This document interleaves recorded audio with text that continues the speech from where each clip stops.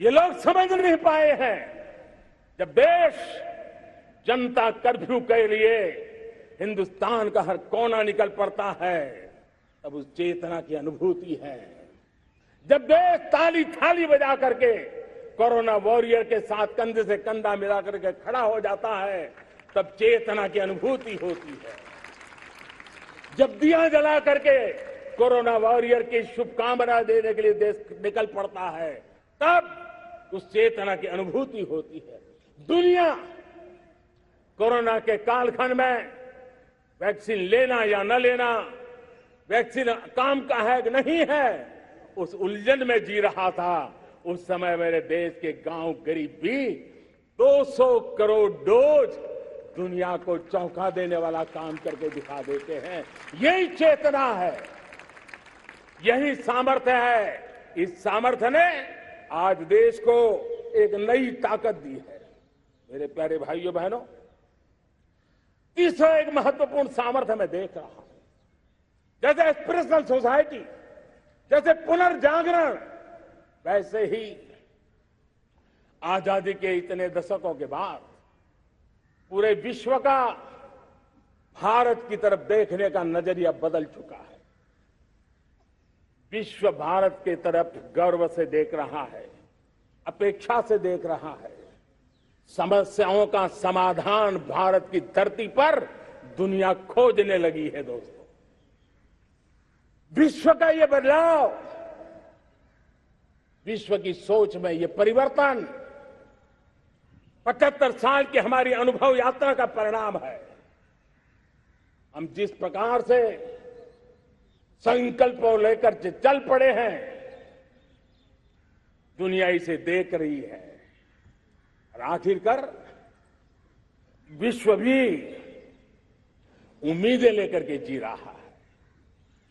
उम्मीदें पूरे करने का सामर्थ्य कहां पड़ा है, वो उसे दिखने लगा है। मैं इसे त्रिशक्ति के रूप में देखता हूं, 3 सामर्थ्य के रूप में देखता हूं। और ये त्रिशक्ति है एस्पिरेशन की, पुनर्जागरण की और विश्व की उम्मीदों की। और इसे पूरा करने के लिए हम जानते हैं दोस्तों, आज दुनिया में एक विश्वास जगने में मेरे देशवासियों की बहुत बड़ी भूमिका है। 130 करोड़ देशवासियों ने कई दशकों के अनुभव के बाद स्थिर सरकार का महत्व क्या होता है, राजनीतिक स्थिरता का महत्व क्या होता है, पॉलिटिकल स्टेबिलिटी दुनिया में किस प्रकार की ताकत दिखा सकती है, नीतियों में कैसा सामर्थ्य होता है, उन नीतियों पर विश्व का कैसे भरोसा बनता है, ये भारत ने दिखाया है और दुनिया भी इसे समझ रही है।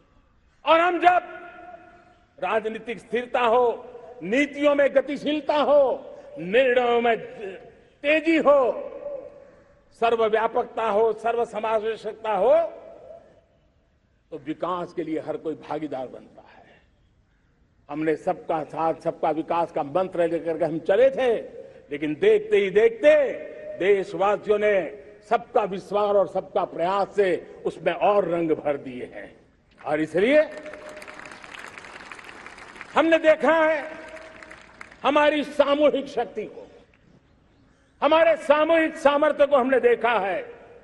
आजादी का अमृत महोत्सव जिस प्रकार से मनाया गया, जिस प्रकार से हर जिले में 75 अमृत सरोवर बनाने का अभियान चल रहा है, गांव-गांव के लोग जुड़ रहे हैं, कार सेवा कर रहे हैं, अपने प्रयत्नों से अपने गांव में जल संरक्षण के लिए बड़ा अभियान चला रहे हैं। और इसलिए भाइयों बहनों, चाहे स्वच्छता का अभियान हो, चाहे गरीबों के कल्याण का काम हो, देश आज पूरी शक्ति से आगे बढ़ रहा है। लेकिन भाइयों बहनों, हम लोग आजादी के अमृत काल में हमारी 75 साल की यात्रा को, उसका गौरवगान करते रहेंगे, अपनी ही पीठ थपथपाते रहेंगे, तो हमारे सपने कहीं दूर चले जाएंगे। और इसलिए 75 साल का कालखंड कितना ही शानदार रहा हो, कितने ही संकटों वाला रहा हो, कितने ही चुनौतियों वाला रहा हो, कितने ही सपने अधूरे दिखते हो, उसके बावजूद भी आज जब हम अमृत काल में प्रवेश कर रहे हैं, अगले 25 वर्ष हमारे देश के लिए अत्यंत महत्वपूर्ण है।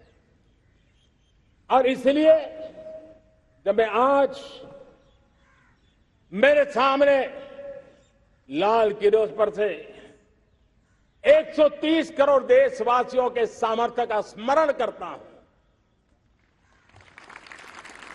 उनके सपनों को देखता हूं, उनके संकल्पों की अनुभूति करता हूं, तो साथियों मुझे लगता है आने वाले 25 साल के लिए हमें उस 5 पंच प्राण पर अपनी शक्ति को केंद्रित करनी होगी, अपने संकल्पों को केंद्रित करना होगा, अपने सामर्थ्य को केंद्रित करना होगा और हमें उन पंच प्राण को लेकर के